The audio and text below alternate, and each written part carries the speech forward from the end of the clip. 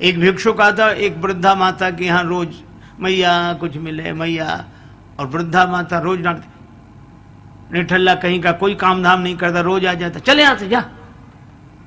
भिक्षुक चला जाता, कुछ नहीं है बाबा जाओ। पर भिक्षुक ठहरा, दूसरे दिन फिर आ जाए, तीसरे दिन फिर आ जाए। एक दिन की बात, वृद्धा गई कहीं मोहल्ले में बैठने,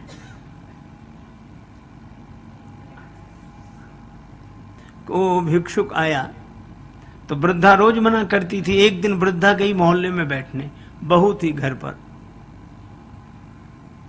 तो जैसे ही भिक्षुक ने कहा कि हम कुछ मिले, तो बहू ने कहा बाबा कुछ नहीं है जाओ। वो चला गया। रास्ते में मिली सास, कहाँ गए थे बाबा? तुम्हारे यहाँ गया था। कुछ मिला? ना, मना कर दिया। किसने? बहू ने। अब सास को बड़ा क्रोध आया, बहू कौन होती मना करने वाली? हाँ? वो कहती बहू कौन होती है मना करने वाली? मना करती तो मैं करती। चलो लौटकर। भिक्षुक ने सोचा कि दोनों के झगड़े में हमें फायदा होगा, वो भी लौट आया।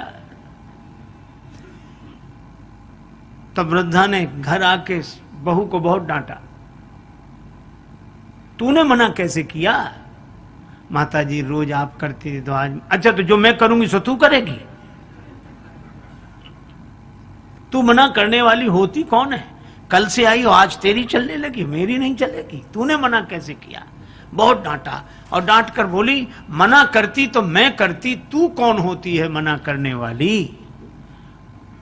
और फिर भिक्षुक की ओर देखकर बोली मना करूंगी तो मैं करूंगी। और भिक्षुक से देखकर बोली अब मैं मना करूं, जाओ कुछ नहीं है जाओ। अब वही किया।